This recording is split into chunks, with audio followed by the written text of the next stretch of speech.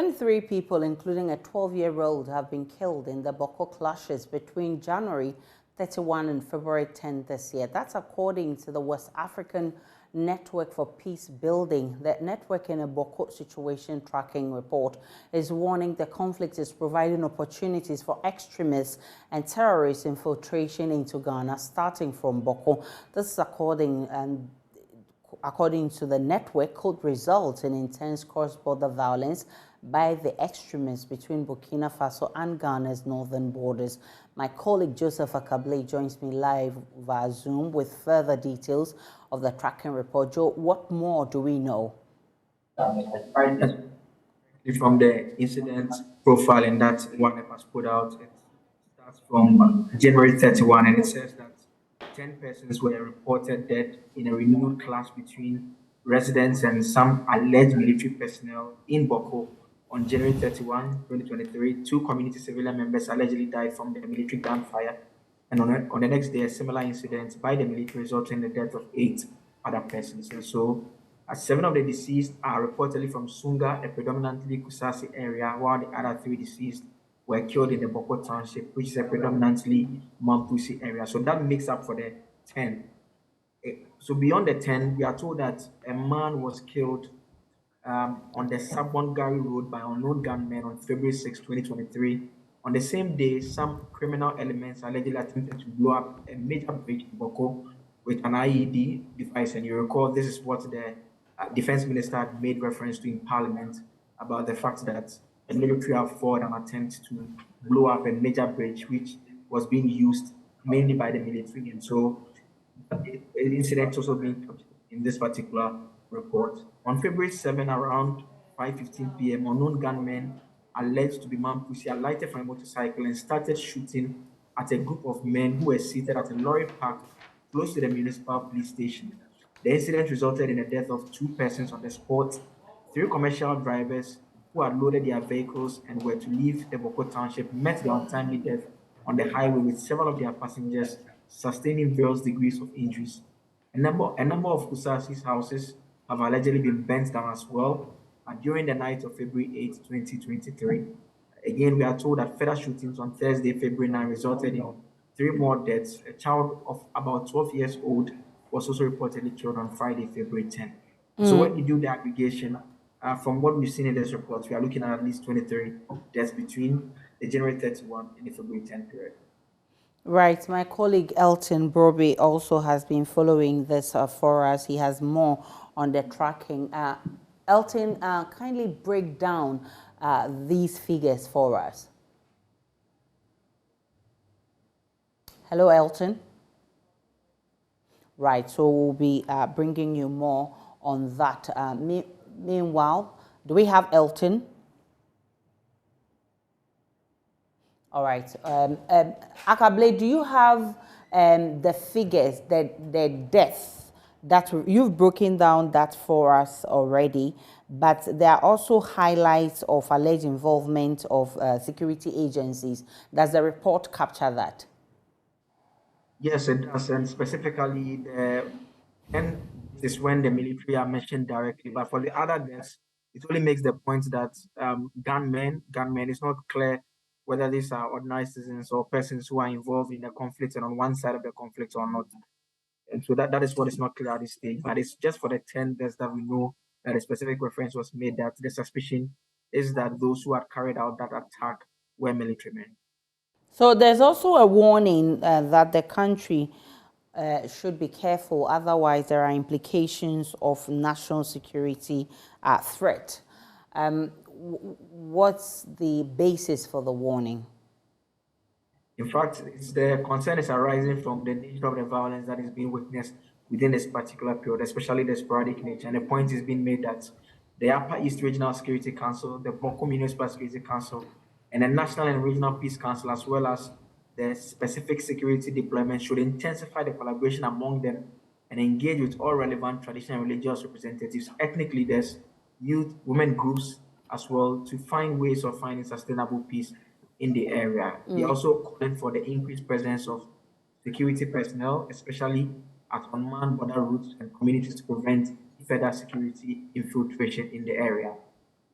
My colleague Joseph Akable with a breakdown of that report by ONEP for us. Meanwhile, three drivers transporting pepper and tomato from Boko to Accra have reportedly been shot dead, with several others sustaining injuries after unknown gunmen opened fire on the cargo trucks at a spot 20 kilometers from the conflict-ridden town. Some of the injured are receiving treatment at the Konfanocho Teaching Hospital. Some survivors of the shooting, which occurred on Tuesday, have been showing our news team their bullet-ridden vehicles and recounting the ordeal to Love News. We'll bring that report to you shortly.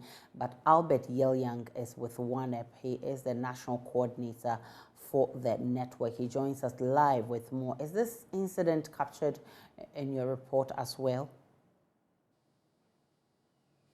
Mr. Yelyang, I'm grateful that you've joined us. I'm asking if the three drivers who have been shot dead and several others injured is also captured in your report.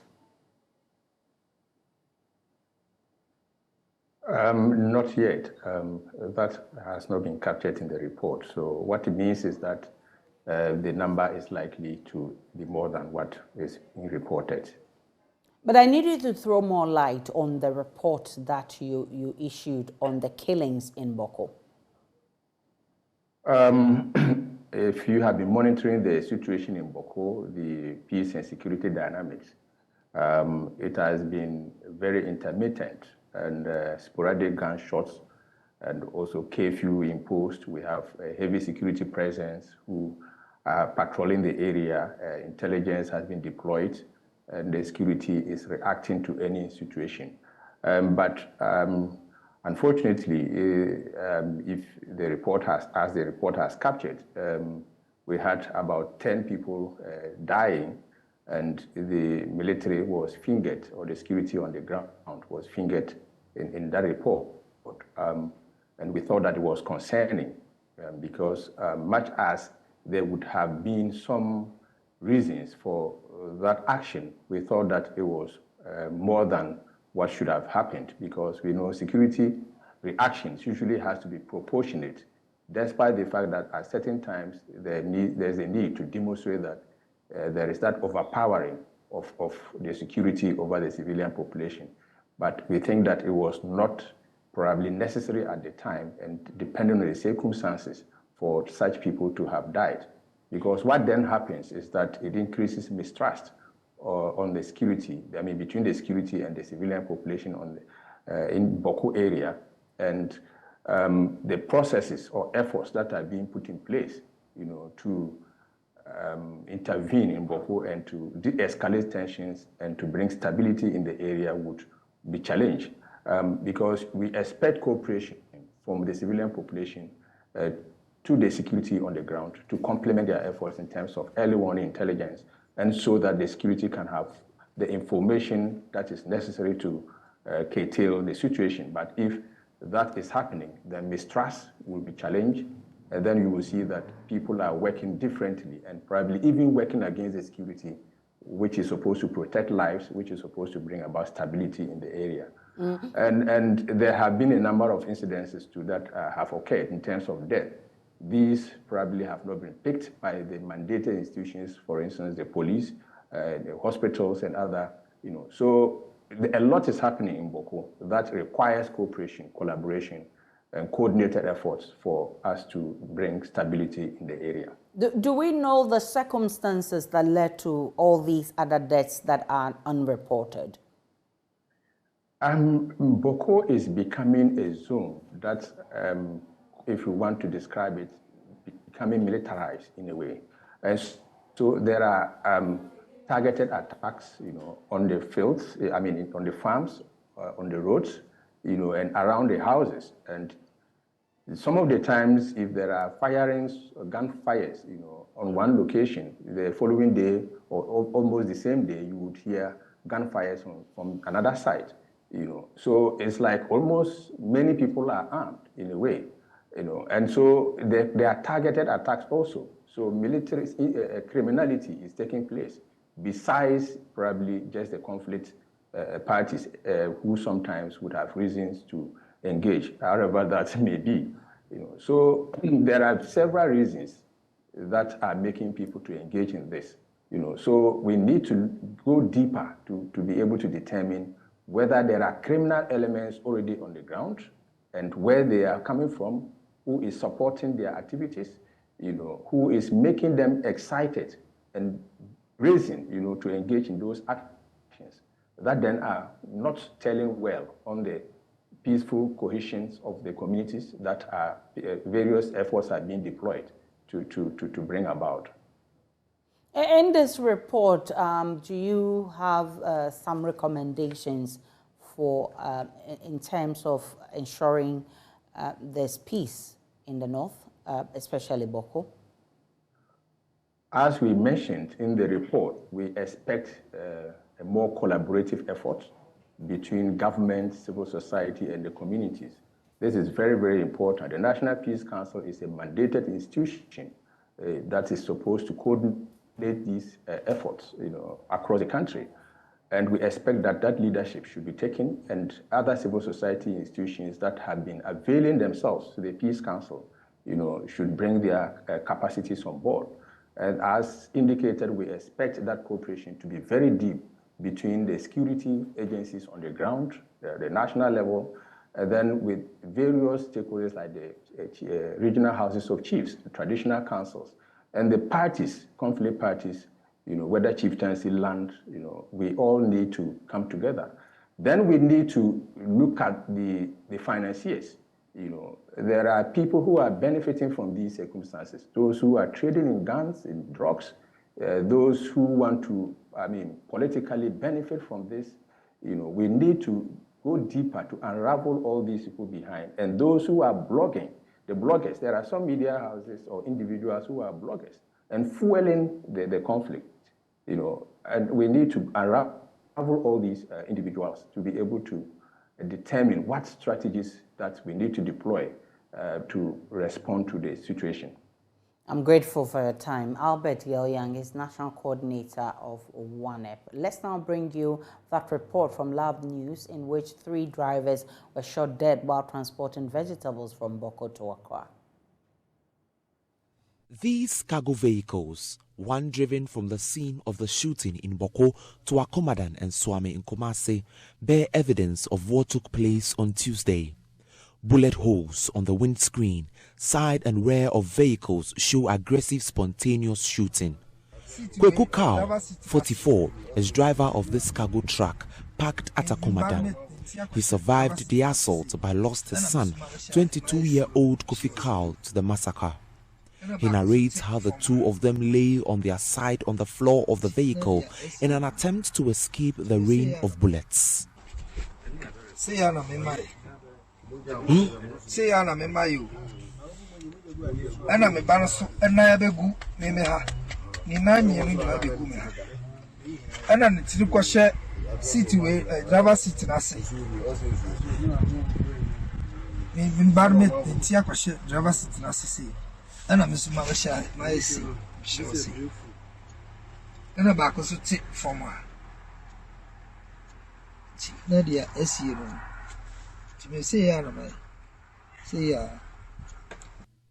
Yakubu Asiripi is one of the owner of the cargo trucks that were attacked.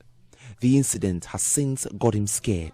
Cat near 4 ataka 4 no omusaso amoba ayamemeka na dikan tika ana SF baako ana Renault baako ana next Scania ana nanka ya last car nti omo banana driver ni nu de we last car ni di top speed ebetwam ato twam wie na aka we mu no ana boys ni patare omo kura masingam ni bi ana omo tie siw mo so ana mo bullet car na sa car no mo men car no kura mo bullet mo sa akopem se driver ni gina fa akwose no mo bullet se akopem se omo te se car mu ye din a obi anka kan ho bi mu no ansa na mo gya sa akọ ni next car ene so na de odika di top speed ko ne onde onya no ho tirim di mu na je se ata 3 cars no na omo nya problem ti esiye no meme de ndi aba kam nsem wa ha ba omo ada cars ndi menim mususo condition de setiye. So this vehicle here is among the 4 vehicles exporting pepper and cabbage from Bawku to Accra. Unfortunately, we can count multiple bullet holes from this particular vehicle, from the door handle to the windscreen. The alleged incident happened at Bawku. The car had 3 people in it, a driver and then 2 passengers. Unfortunately, the driver could not make it, but the 2 other passengers are receiving treatment at the Komfanoche Teaching Hospital. Haruna Issa sustained multiple gunshot wounds from the incident. Tuesday in your call, Bawku say Wakuludu cabbage and green pepper. See a call home, I didn't even say and to our chronoso. And we didn't say few home was near our home. See a coin a kulu do a lodu a no money in every and I a bunny do almost just barras on. Now, so yes, near say, curfew time house, I'm 8, and so do obey 8:12. I'm someone penny me and tienda. I'm ya dominas at the chair near Twasso. Yes, you and Tiamra and you Mujina where you didn't come on. Yes, started a Tuesday 2 to a woman pretty for the side. No, besides, I think I don't think I'm going inside the Anquada.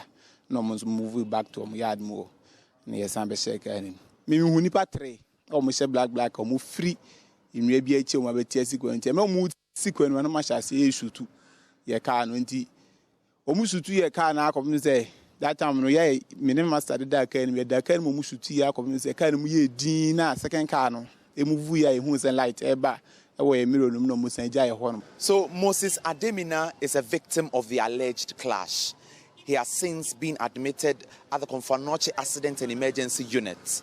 Doctors say his condition is quite critical, but he's been responding to treatment. For security reasons, we are unable to speak to him. For Joy News, Nana Boache Dankwa Yadom reporting.